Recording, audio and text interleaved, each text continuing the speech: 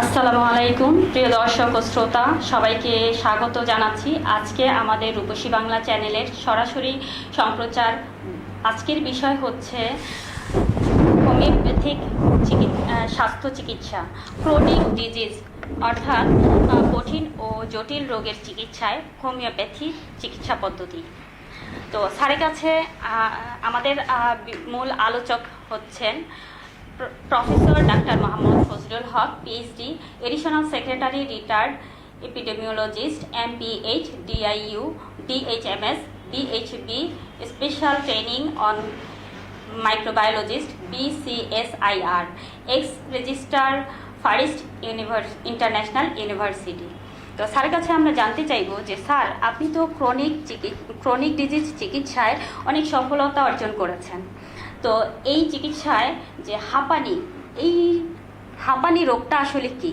এটা কি কোনো রোগ বা এটা কোনো ডিজিজ, কিংবা এটাই আপনার চিকিৎসা পদ্ধতিতে আপনার অভিজ্ঞতায় যে সফলতা এসছে সেটা সম্পর্কে আমরা কিছু জানতে চাই।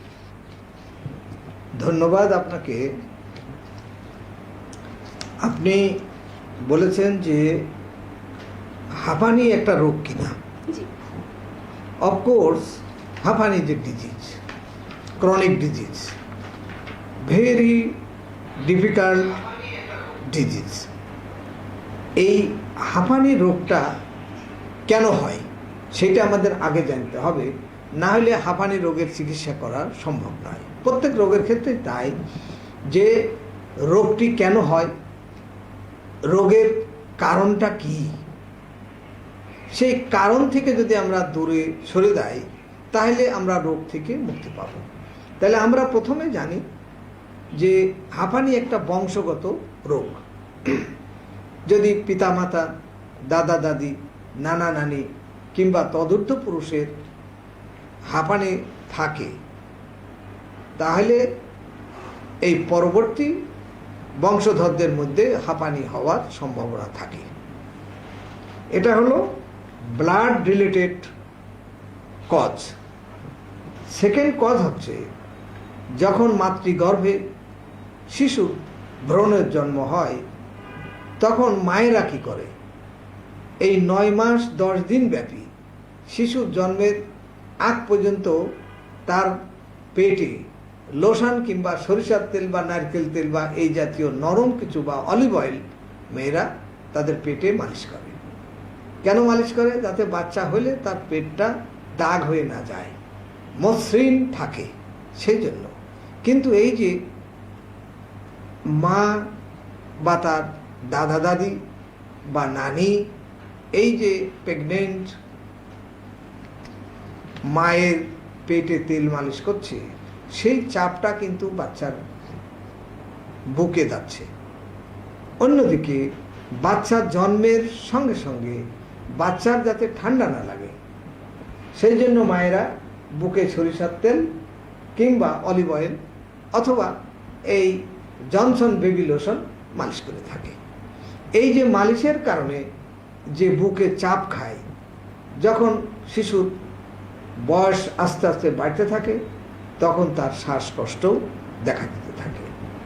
আর একটি বড় কারণ হচ্ছে অনেক শিশু, অনেক লোক, অনেক যুবক তারা কি করে, শিশুকালে হয় খাটের থেকে উপর হয়ে পড়ে যায়, অথবা গাছ থেকে পড়ে বুকে আঘাত পায়, মোটর সাইকেল চালাচ্ছে, অতিরিক্ত বাতাস বুকে লাগে, বাস অ্যাক্সিডেন্ট করেছে, বুকে চাপা লেগেছে, এর কারণেও হাঁপানি হয়। হাঁপানির আরেকটি অন্যতম কারণ হচ্ছে যে সিজনাল, যখন ফুলের, যেমন সাতেন ফুল বা গোলাপ ফুল বা এই জাতীয় ফুলের গন্ধ, কিংবা এই মানুষ আজকাল আধুনিক যুগে নানান রকমের সেন্ট ব্যবহার করে, এই সব সেন্টের কারণেও হাঁপানি হয়ে থাকে।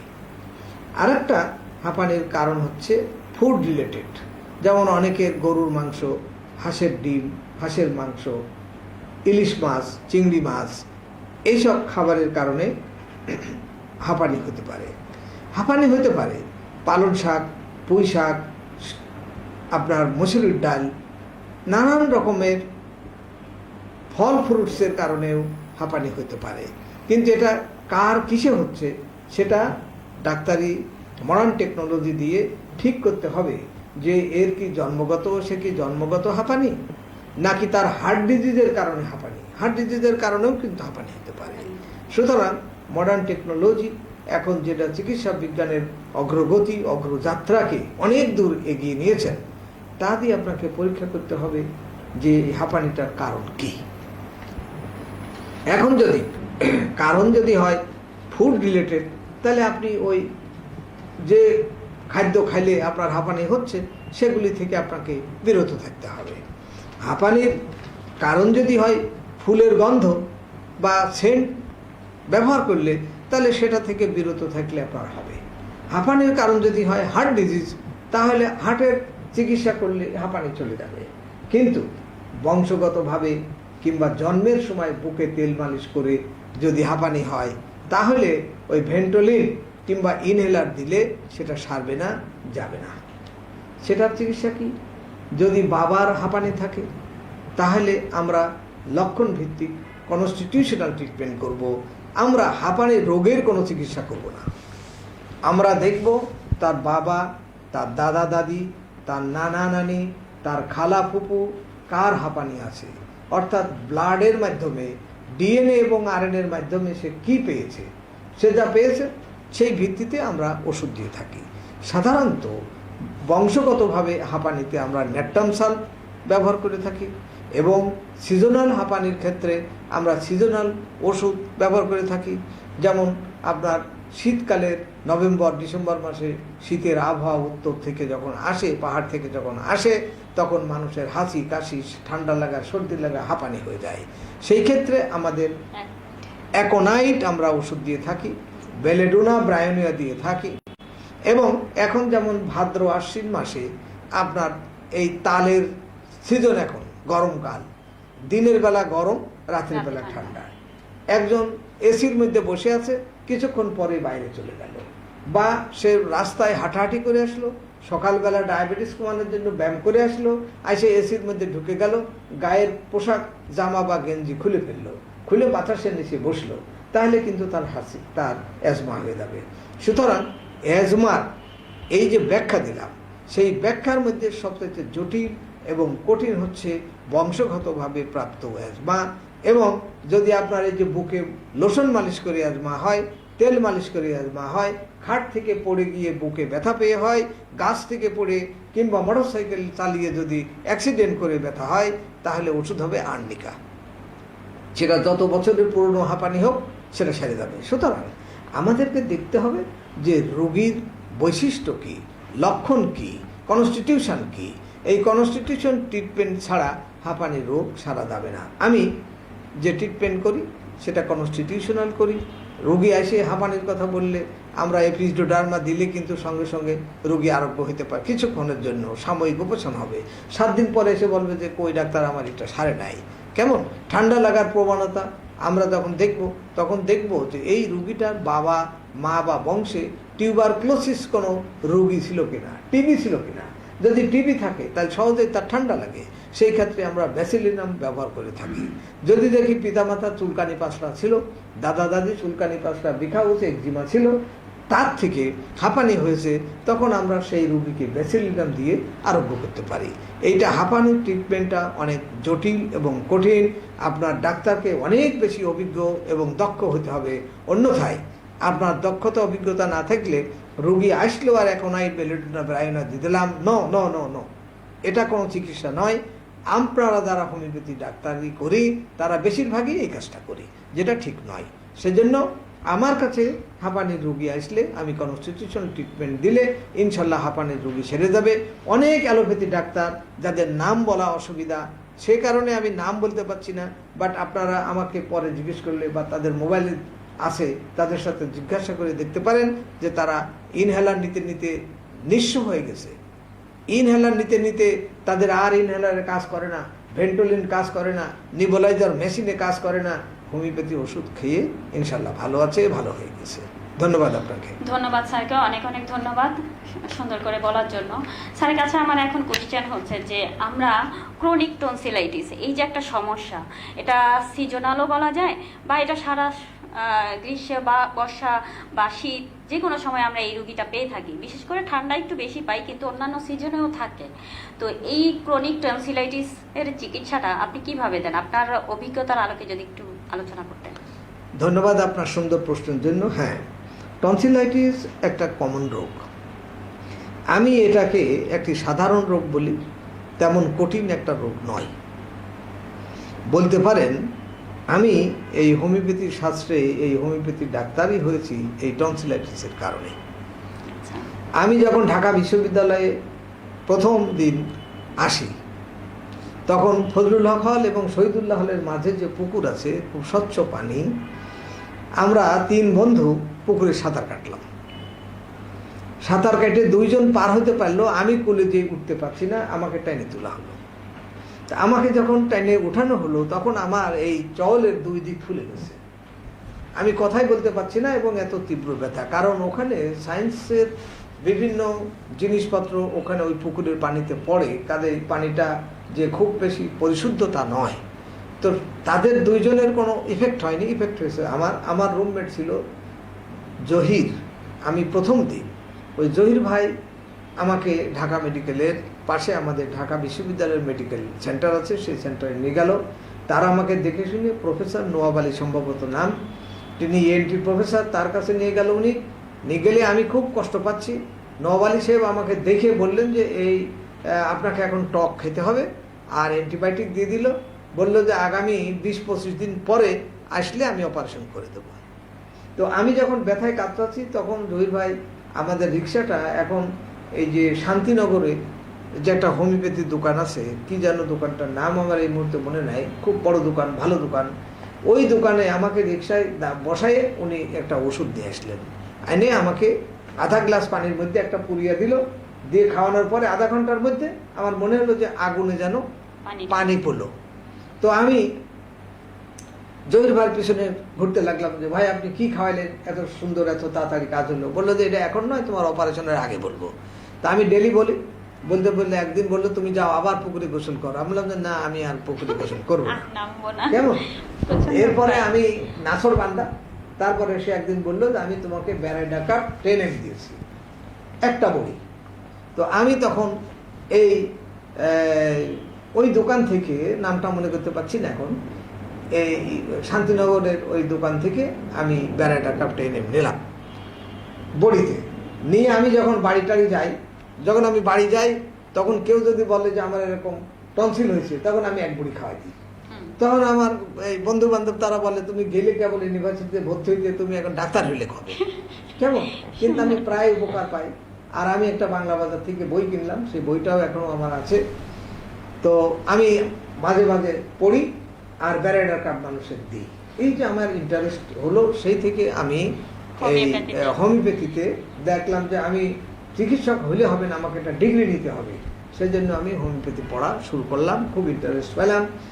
এবং এই টনসিল বলে আপনারা যেটা বলছেন, ক্রনিক টনসিলাইটিস, হ্যাঁ, টনসিল মানুষ ডাক্তারের কাছে গেলে অ্যালোপ্যাথি বন্ধুরা অপারেশন করে দেয়, সার্জারি করে দেয়, কিন্তু এটা এত গুরুত্বপূর্ণ। মহান রাব্বুল আলামিন আমাদের টনসিলকে দিয়েছে আমাদের বডির প্রোটেক্টর। অর্থাৎ গেটে যেমন দারোয়ান আছে, আমরা মুখটা হা করলেই আমরা টনসিল দেখতে পাই। সেই টনসিল আমাদেরকে বিভিন্ন রোগ প্রতিরোধক দিক থেকে আমাদের উপকার করে।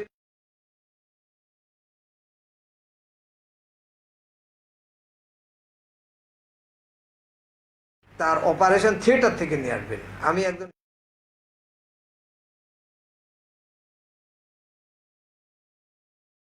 মানুষ, আমি ভাবিকে দেখেছিলাম, সে টনসিল ভালো হয়েছে। টনসিলের রোগী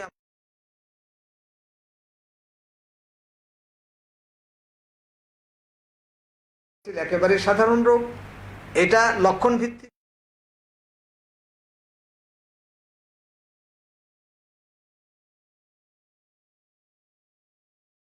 পিতামাতার বা দাদা দাদির চুলকানি পাঁচটা বিখা হচ্ছিল কিনা, পিতামাতার টিবি রোগ হয়েছে। টিবি আগে মানুষ বলতো,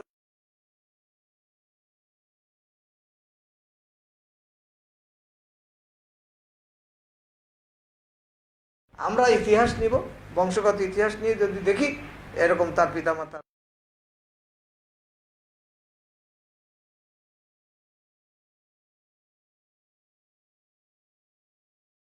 দিলে সহজেই টনসিল আরোগ্য হয়ে যাবে। টনসিল কোনো রোগ নয়, এটাই আমার কথা।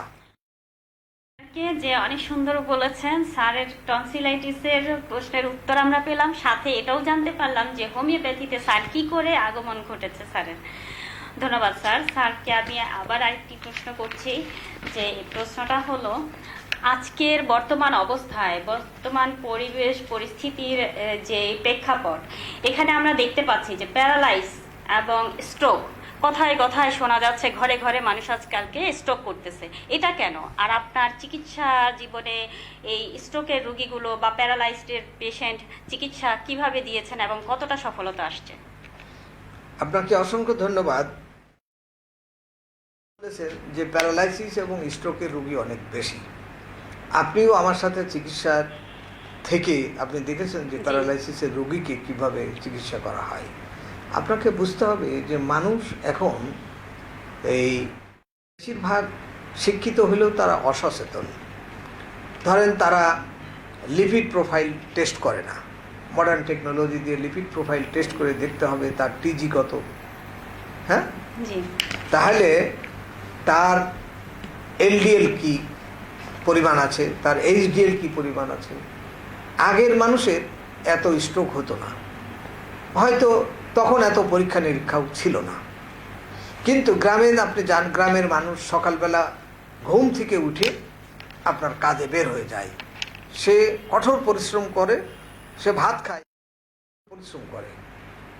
আমাদের শহর অঞ্চলে যারা আমরা গভর্নমেন্ট অফিসার, তারা আমরা ভাত খাইলেও আমরা টেনিস খেলি, অথবা লন টেনিস খেলি, আমরা ব্যাডমিন্টন খেলি, আমরা ফুটবল খেলি, অর্থাৎ আমরা শরীরের খাদ্যটাকে বার্ন করি। এই একটা বিষয়। আর একটা বিষয় হলো, মানুষ যখন দাওয়াত খেতে যায় তখন কিন্তু তার খাবারের দিকে সে কত বেশি খাচ্ছে সেটা সে খেয়াল করে না। রিচ ফুড পাচ্ছি, বিয়ে খেতে এসেছি, মুসলমানিতে এসেছি, সে যত ইচ্ছা গরুর মাংস সে খাচ্ছে, বাট তার তো এত দরকার নয়। একটা মানুষের যতটুকু তার কতটুকু প্রয়োজন, একটা মানুষের যা ওজন তত গ্রাম প্রোটিন দরকার। ধরেন আমার ওজন 52 কেজি, সুতরাং আমার দরকার 52 গ্রাম প্রোটিন। তাহলে আমি 52 গ্রাম প্রোটিনের জায়গায় আমি যদি 200 গ্রাম প্রোটিন খেয়ে ফেলি, তার সাথে আমি মাছ খাচ্ছি, ওখানে মাংসের সাথে মাছও আছে, ওখানে মাংসের সাথে দই আছে, ওখানে মাংসের সাথে চিংড়ি মাছ আছে, তাহলে আমি একটাও খাওয়া বাদ দিলাম না, আমি সবই খেলাম। সাথে আবার এই গ্যাসের ওষুধও নিয়ে গেলাম। কেমন?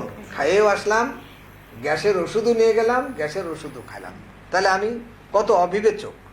পরেরটা খাচ্ছি, দাওয়াত খাচ্ছি, সেই জন্য এত কিছু খাওয়ার দরকার নাই। যাই হোক, মানুষের এই অসচেতনতার কারণে যখন টিজি বেড়ে যায়, যখন এলডিএল বেড়ে যায়, এবং যখন মানুষের টেনশন বেড়ে যায়। এখনকার মানুষ ধরেন অনেকেরই চাকরি বাকরি কোভিডের কারণে নাই, সেজন্য টেনশন বেড়েছে, প্রেশার বেড়েছে, কিন্তু প্রেশার শেষে কিন্তু প্রেশারের ওষুধ খায় না বা প্রেশার মাপে না। তাহলে এগুলি কিন্তু স্ট্রোকের একটা অন্যতম কারণ। বিশেষ করে টেনশন। আমি আমার চাকরি জীবনে, ম্যাজিস্ট্রেসি জীবনে দেখেছি যে ছেলে, লোকটি বিদেশে চাকরি করে, দেশে স্ত্রী থাকে, সে টাকা পাঠায়, স্ত্রী অন্যভাবে টাকা উড়ায়, অথবা গাড়ির বাসার ড্রাইভার বা অন্য কোনো লোকের সাথে সে তার অবৈধ সম্পর্ক করে এই সংসারটাকে আগুন ধরিয়ে দেয়। ওই লোকটির স্ট্রোক করে। মেন্টাল টেনশন, এগুলি যখন বেশি হয়, যখন হাই প্রেশার হয়, তখনই মানুষের স্ট্রোক হওয়ার সম্ভাবনা বেশি থাকে। তাহলে স্ট্রোক আরেকটা আপনার বুঝতে হবে যে সেন্ট্রাল নার্ভাস সিস্টেম, আমাদের সেন্ট্রাল নার্ভাস সিস্টেম কোথায়? ব্রেনে। ব্রেনের সেন্ট্রাল নার্ভটা ধরেন সেরিব্রাম অ্যান্ড সেরিব্রাম। সেরিব্রাম হচ্ছে সামনের দিক, সেরিব্রাম হচ্ছে পিছনের দিক। তাহলে অসংখ্য নার্ভ আমাদের শরীরে এই দুই ভাগে ভাগ হয়ে চলে গেছে।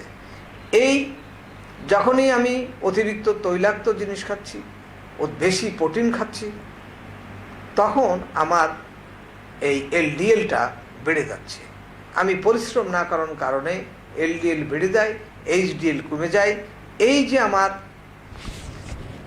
কেমিক্যাল প্রসেসের মধ্যে যে ত্রুটি দেখা দেয়, সেই ত্রুটির কারণে আমাদের স্ট্রোক বা প্যারালাইসিস দেখা দেয়। আপনি দেখবেন যে কেউ বাম দিকে প্যারালাইজড, কেউ ডান দিকে প্যারালাইজড। তার মানে একটা সাইড তার ভালো আছে, যেদিকেও তার ভালো আছে তার অপোজিট সাইডে প্যারালাইসিস হয়। ওই দিন আপনি একটা রুগী দেখেছেন প্যারালাইসিসের। আপনি প্যারালাইসিসের রুগীকে প্রথম আমাদের যে ওষুধ সেটা হচ্ছে কোষ্টিকাম ভিত্তিক। আমরা দেখব সেন্ট্রাল নার্ভের কি অবস্থা হয়েছে। বড় বড় ডাক্তারের কাছে তারা যাচ্ছে, বড় বড় ওষুধ, অনেক দামের ওষুধ তারা কিনে খাচ্ছে, কিন্তু উপকার পাচ্ছে না। কিন্তু হোমিওপ্যাথির কাছে যদি সে আসতো, সে তার লক্ষণ ভিত্তিক জেলসিমিয়াম, কোষ্টিকাম, মেডোনিনাম, থুজা এরকম আমাদের লক্ষণ এবং কনস্টিটিউশনাল ট্রিটমেন্ট যদি আমরা দিতে পারতাম, আমরা সহজেই আরোগ্য করতে পারি। সেই জন্য আমি বলি যে হোমিওপ্যাথি এবং অ্যালোপ্যাথির সমন্বয় দরকার। যেখানে অ্যালোপ্যাথি পারবে না সেখানে হোমিওপ্যাথির কাছে পাঠাইলে ওই রোগীটি ভালো হবে। হোমিওপ্যাথি যেখানে পারবে না সেখানে অ্যালোপ্যাথির কাছে পাঠাতে হবে। কোনো একক চিকিৎসা ব্যবস্থা দিয়ে একটা মানুষের বা সকল মানুষের সকল রোগ আরোগ্য করা সম্ভব নয়। সেজন্য আপনারা চিন্তা করবেন, চেষ্টা করবেন যে প্যারালাইসিসের রোগী পেলে কনস্টিটিউশনাল ট্রিটমেন্ট দিয়ে তাকে আরোগ্য করা যাবে।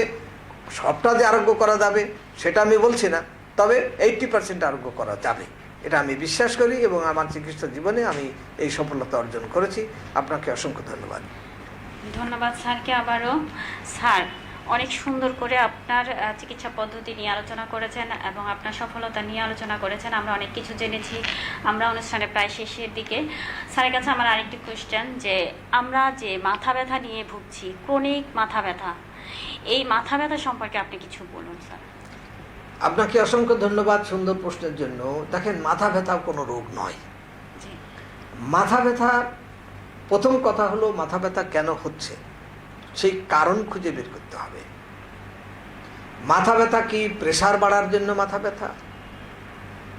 মাথা ব্যথা কি রান্নাঘরে সারাদিন রান্না করার প্রেক্ষিতে মাথা ব্যথা? মাথা ব্যথা কি রোদের ভিতরে খেলাধুলা করে বা রোদের ভিতরে ঘোরাফেরার জন্য মাথা ব্যথা? তাহলে মাথা ব্যথার অসংখ্য কারণ আছে। সেই কারণগুলি খুঁজিয়ে প্রথমে আপনাকে বের করতে হবে। প্রথমে দেখতে হবে যে তার প্রেশার আছে কিনা। রোগী আপনার চেম্বারে আসা মাত্রই আপনি প্রেশার মাপবেন না। রোগীকে বলবেন আপনি একটু বসেন, তারপরে প্রেশারটা মাপবেন একটু ব্রেথ নিলে। তাই যদি আপনি দেখেন যে প্রেশারের কারণে মাথা ব্যথা, তাহলে গ্লোনাইন আমাদের একটা খুব ভালো ওষুধ, এটা আপনারা ব্যবহার করতে পারেন। যদি দেখেন যে তার প্রেশারের কারণে মাথা ব্যথা, সেখানেও গ্লোনাইন ব্যবহার হতে পারে। যদি দেখেন যে রোগী বংশে কেউ আত্মহত্যা করে মরে গেছে, তাহলে আপনাকে ভাবতে হবে যে এই রোগীর বংশে আত্মহত্যার প্রবণতা যেহেতু রয়েছে, কেন সে আত্মহত্যা করতে চেয়েছিল? তার টেনশন ছিল, টেনশনের কারণে মাথা ব্যথা হয়। স্বামী স্ত্রীর মধ্যে ঝগড়া হয়েছে, ছেলে স্কুলে গিয়েছে পরীক্ষায় পাশ করতে পারেনি, সেজন্য স্বামী স্ত্রীর মধ্যে ঝগড়া হয়েছে, সেজন্য মাথা ব্যথা হয়েছে। বিচারককে মাসের মধ্যে নির্দিষ্ট পরিমাণ একটা জাজমেন্ট দিতে হয়, সেই জাজমেন্ট লিখতে গিয়ে রাত জাগতে হয়েছে, সেজন্য বিচারকের মাথা ব্যথা হতে পারে। অ্যাডভোকেট কালকে একটা কঠিন কেসের হিয়ারিং আছে, জামিনের হিয়ারিং আছে, তাহলে সারা রাত ধরে সে আইন কানুন পড়েছে, বিচারকের সামনে উপস্থাপন করবে, সেজন্য মাথা ব্যথা হতে পারে। তাহলে সেজন্য মাথা ব্যথার কোনো নির্দিষ্ট কারণ বের না করে আপনি ব্রায়োনিয়া টিপলে আরাম নাকি ঘুরে বেড়াইলে আরাম, এই অবস্থা দুই একটা তথ্য জেনে রাস্টক্স আর ব্রায়োনিয়া দিলে কোনো কাজ হবে না। আপনাকে মাথা ব্যথার কারণ জানতে হবে। কারণ যদি আপনি জানতে পারেন, তাহলে সঠিকভাবে কারণ জানার পর আপনি তাকে ওষুধ দেবেন, পেন কিলার দেবেন না। পেন কিলার তো সে খাচ্ছে, প্যারাসিটামল নিজেই কিনে খায় মাথা ব্যথার জন্য, 2 দিন 3 দিন 5 দিন 7 দিন বিছানায় পড়ে থাকে। আমি অনেক মাথা ব্যথার এরকম রোগী দেখেছি, মাথায় আঘাত পাওয়ার কারণে মাথা ব্যথা হতে পারে। সে মাথায় আঘাত পেয়েছে, অ্যাক্সিডেন্ট করেছে, কেউ তাকে মাথায় বাড়ি মেরেছে লাঠি দিয়ে। এই সব কারণ খুঁজে আপনি যদি ওষুধ দেন, তাহলে আমরা ওষুধ সাধারণত দিই এক কপালে, যদি আধ কপালে মাথা ব্যথা হয় তাহলে ডান দিকে হলে স্যাঙ্গুনেরিয়া, বাম দিকে হলে স্পাইজেলিয়া, কেমন? তারপরে যদি উপর থেকে ধরেন পিছন থেকে সামনে, সামনের দিকে পিছনে এভাবে দেয়, মানে উপর থেকে নিচে গেলে, উপর নিচের থেকে উপরে গেলে আমরা দিই লিডাম আর নেকটাম মিওর আর্জেন্টাম নাইট্রিকাম। এসব হলো বাস্তবতা। তাহলে আপনি মাথা ব্যথার কারণ খুঁজবেন এবং কনস্টিটিউশনাল ট্রিটমেন্ট করলে মাথা ব্যথা কোনো রোগ নাই, সেটা মাইগ্রেন বলেন আর আপনি যে নামেই তাকে আখ্যায়িত করেন। এখন নাকে যদি পলিপাস হয় তাহলে পলিপাস আগে সারতে হবে, সে কারণে নাকে ব্যথা, মাথা ব্যথা হতে পারে। আপনাকে অসংখ্য ধন্যবাদ, সুন্দর প্রশ্নের জন্য। ধন্যবাদ স্যার। স্যার, দর্শকদের উদ্দেশ্যে আপনাকে আরেকবার এক প্রশ্ন করছি যে গাউট, আর্থ্রাইটিস, রিউমেটিজম, এই যে শব্দগুলো, এই সমস্যাগুলো নিয়ে যে আমরা রোগীগুলো পাই, এই রোগীগুলোর উদ্দেশ্যে আপনার অভিজ্ঞতার আলোকে কিছু আলোচনা করুন। আপনাকে অসংখ্য ধন্যবাদ, একটা গুরুত্বপূর্ণ প্রশ্ন করেছেন।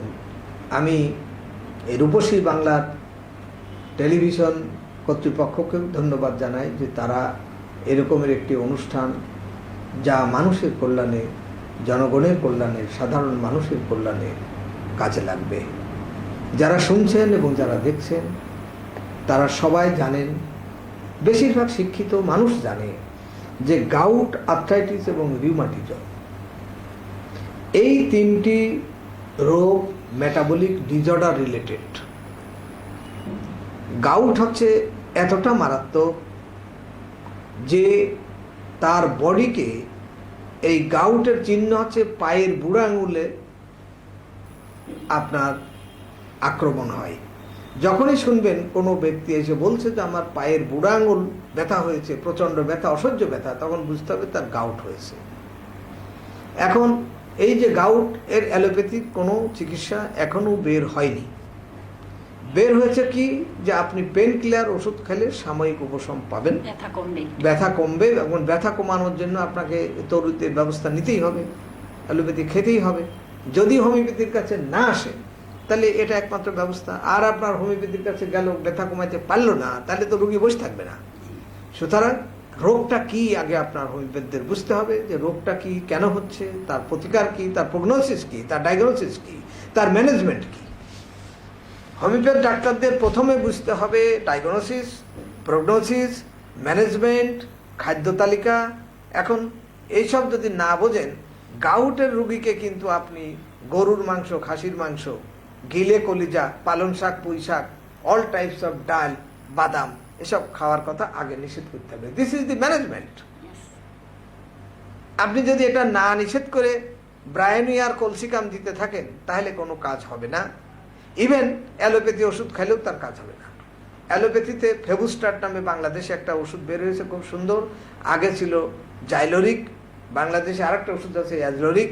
জাইলোরিক হচ্ছে ওয়েলকাম কোম্পানি, পাকিস্তানের, খুবই ভালো ওষুধ, গাউটের রোগীরা খায়। তবে আপনাকে চিন্তা করতে হবে, গাউটের কারণে মানুষ মরবে না, গাউট চিকিৎসার কারণে মানুষ মরে যাবে। এটা হলো ভিসিয়াস সার্কেল। ভিসিয়াস সার্কেল কি, যে ডব্লিউ রোস্টো বলেছে যে the man is poor because he is poor. কারণ একটা মানুষ যখন গরিব হয় তখন তার ইনভেস্টমেন্ট থাকে না, তার সেভিংস থাকে না, সে গরিবই থেকে যায়। ঠিক তেমনিভাবে গাউটের চিকিৎসায় যেসব ওষুধ আপনি ব্যবহার করবেন বা করেন, সেই সব ওষুধ আপনার কিডনিকে ড্যামেজ করে দেয়, সিকেডি দেখা দেয়। তাহলে আপনি গেলেন গাউট চিকিৎসার জন্য, আপনি পেলেন পেন কিলার, আপনি এক নাগাড়ে খাইলেন পেন কিলার, তার সাথে আপনি খাইলেন কি, পেন কিলারের সাথে রাখলেন আপনি এই গ্যাস্ট্রিকের ওষুধ। গ্যাস্ট্রিকের ওষুধ যদি আপনি এক নাগাড়ে খেতে থাকেন 5 মাস, 6 মাস, 10 মাস, তাহলে আপনার ইজিএফআর কমে যাবে, ক্রিয়েটিনিন বেড়ে যাবে। তাহলে আপনি দুইটা ক্ষতি করছেন। একটা হচ্ছে কিডনির ড্যামেজ হয়ে যাচ্ছে। কিডনির আপনি ড্যামেজের জন্য পেন কিলার খাচ্ছেন, অন্যদিকে আপনি গ্যাস্ট্রিকের ওষুধ খাচ্ছেন। সুতরাং আজ বিশ্বে যারা গাউটের রোগী আছেন, বিশেষ করে বাংলাদেশে যারা গাউটের রোগী আছেন, আমি তাদেরকে আহ্বান জানাবো তারা যেন গাউটের ওষুধের জন্য পেন কিলার এবং গ্যাস্ট্রিকের ওষুধ না খান। Gout metabolic disorder related disease, আপনার খাদ্যখানা মেনে চলতে হবে, বুঝে চলতে হবে। ঠিক একইভাবে আর্থ্রাইটিস নানান রকমের আছে, এবং রিউমাটিজম বাত, রিউমেটিক ফিভার, প্যানাডোর এলে বা পেনিসিলিন ইনজেকশন আমরা ছোটবেলায় শুনেছি এসব নেয়। অনেক শিশু ছোটবেলায় হাঁটুর নিচেই মাংসে ব্যথা হয়, এটা তার গ্রোয়িং পেন, কিন্তু মা বাবা দড়ি দিয়ে বেঁধে দেয়, দাগ হয়ে যায়, ব্যথা কমে যায়। এগুলি আপনারা করেন। এটা ক্যালিআয়োড একটা খুব ভালো ওষুধ গ্রোয়িং পেনের ক্ষেত্রে, গ্রোয়িং বাতের ক্ষেত্রে। বংশগতভাবে বাত যদি আসে তাহলে আপনি সেটা চিন্তা করে আপনাকে ওষুধ খেতে হবে। আমি আপনাদেরকে অনুরোধ করব যে আপনারা গাউটের রোগী যারা, তারা খাদ্যখানা মেনে চলবেন। গাউট বলেন, রিউমাটিজম বলেন, আর্থ্রাইটিস বলেন, আপনি গাউটের ক্ষেত্রে রক্ত পরীক্ষা করবেন ইউরিক অ্যাসিডের মাত্রা যদি বেড়ে যায় তাহলে আপনি বুঝবেন যে আপনি অকস্মাৎ আপনি আক্রান্ত হবেন। সুতরাং এসব খাবার থেকে দূরে থাকবেন, সাথে আপনি ওষুধ খাবেন। আমাদের ওষুধ কি? আমাদের অনেক ভালো ভালো ওষুধ আছে, অ্যাসিড বেনজয়েক, নাইট্রিক অ্যাসিড, লিথিয়াম কার, লাইকো, কোস্টিকাম, মেডোরিনাম, থুজা ইত্যাদি। থ্যাংক ইউ, আপনাকে ধন্যবাদ। ধন্যবাদ স্যার। স্যার, আমরা প্রোগ্রামের শেষ পর্যায়ে চলে আসছি এখন। স্যারের কাছে ছোট্ট একটি কথা বলে শেষ করে দিচ্ছি। আজকে আমাদের এই প্রোগ্রামে উপস্থিত হয়ে আপনার অনুভূতিটা কি স্যার? আমার অনুভূতি অত্যন্ত সুন্দর। আপনি যে উপস্থাপনা করেছেন সেই উপস্থাপনার জন্য আপনাকে অসংখ্য ধন্যবাদ। রূপসী বাংলা টেলিভিশন, এই টেলিভিশন বাংলাদেশের মানুষের কল্যাণে, বাংলাদেশের রোগীদের কল্যাণে আজকে যে অনুষ্ঠানটি করলেন, এত সংক্রান্ত রোগে যারা ভুগছেন, এই রোগীরা যারা এটা শুনছেন, যারা শোনেননি, তাদেরকে যদি তারা এটা পাস করেন তাহলে হাজার হাজার মানুষ, লক্ষ লক্ষ মানুষ এটা শোনার পরে যদি 10 জন মানুষও উপকৃত হয়, সেটার সওয়াব আমরা পাবো আল্লাহর তরফ থেকে। আর রূপসী বাংলা টেলিভিশন তাদের সমৃদ্ধি, তাদের উন্নতি বৃদ্ধি পাবে, যে তারা রোগ চিকিৎসায়, রোগ জিজ্ঞাসায় অনেক ভালো ভালো কথা বলে চিকিৎসার সঠিক পথ দেখিয়ে তারা যে অবদান রেখেছেন, জনগণ তাদের এই টেলিভিশনের প্রতি মানুষের আস্থা এবং বিশ্বাস বেড়ে যাবে। আমি আজকের এই অনুষ্ঠান থেকে যারা দেশে বিদেশে আমার এই অনুষ্ঠান শুনলেন এবং দেখলেন, তাদের প্রত্যেককে আমি আন্তরিক অভিনন্দন জানাচ্ছি। রূপসী বাংলা টেলিভিশনের বিশেষ করে আমাদের আনোয়ার ভাইকে আমি ধন্যবাদ জানাচ্ছি, আমাদের আরেক ভাই তাকে আমি ধন্যবাদ জানাচ্ছি, এবং উপস্থাপিকা ডাক্তার মুনমুনকেও আমি ধন্যবাদ জানাচ্ছি। সকলকে আবারও শুভেচ্ছা জানিয়ে আমার বক্তব্য শেষ করছি। আল্লাহ হাফেজ। ধন্যবাদ সবাইকে, যারা আমাদের সাথে ছিলেন সবাইকে অনেক অনেক অভিনন্দন, এবং আমাদের সাথে থাকার জন্য সত্যি আমরা আপনাদেরকে কৃতজ্ঞতা জানাচ্ছি। এবার আমরা আমাদের এখানে অনুষ্ঠানটি শেষ করে দিচ্ছি। আমি ডাক্তার কামরুন নাহার মুন্নি, BHM